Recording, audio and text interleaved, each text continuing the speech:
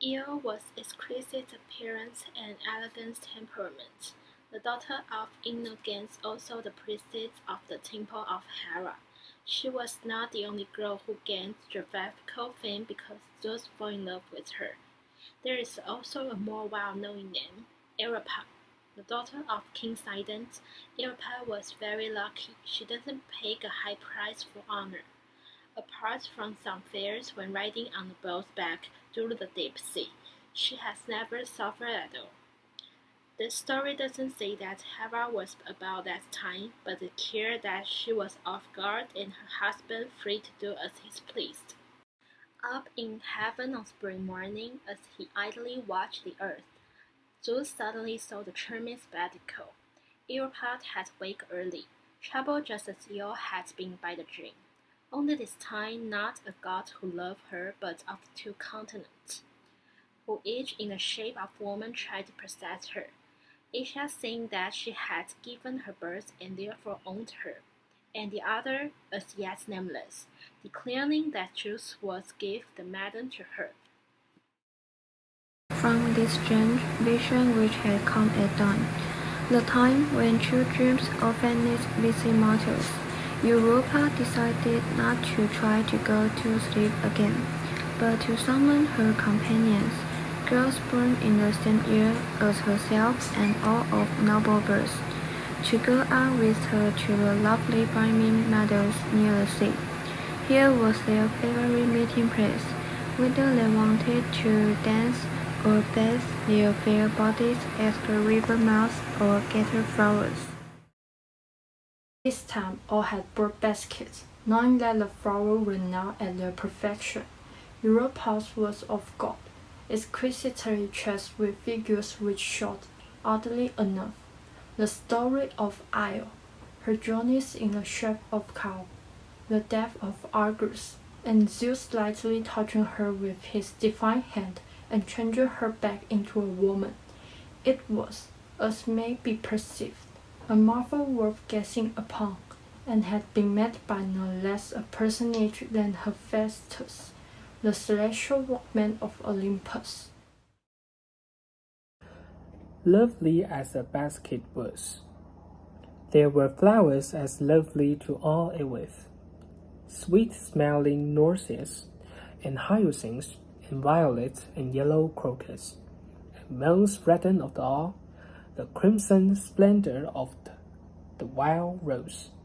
The girls grabbed them then delightedly, wandering here and there over the meadow, each one a meadow forest among the fire.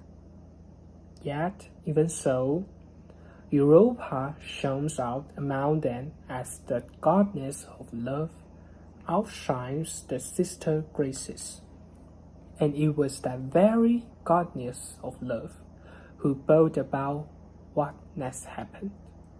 As Zeus in heaven watched the pretty scene, she who alone can conquer Zeus, along with her son, the mischievous boy Cupid, shoves one of her charms into his heart, and that very instant he fell madly in love with Europa.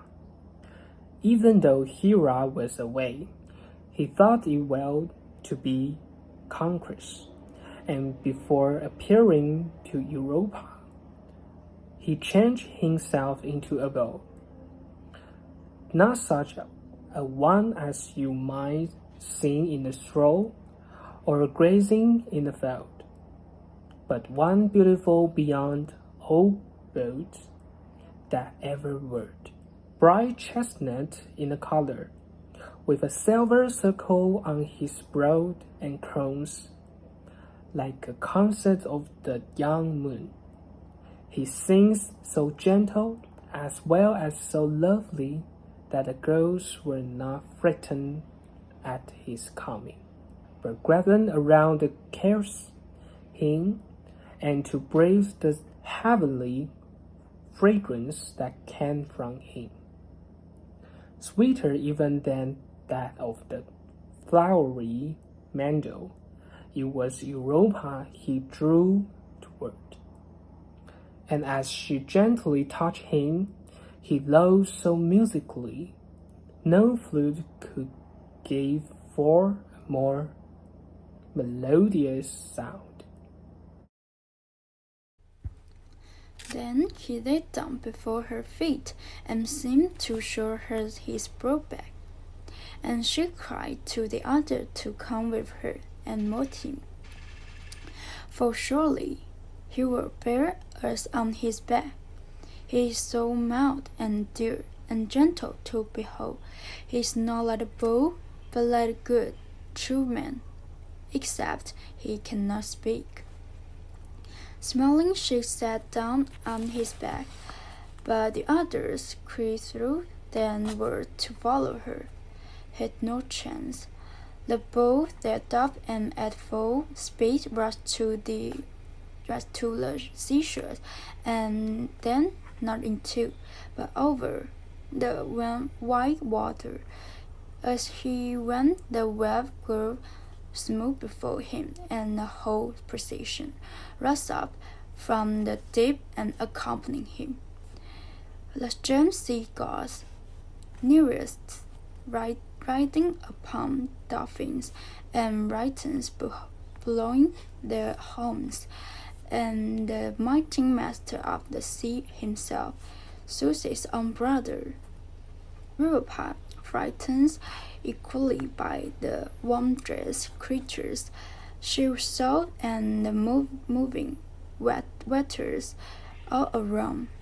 A clown with one hand to the bull's great horn, and with the other caught up her purple dress to keep it dry, and the winds.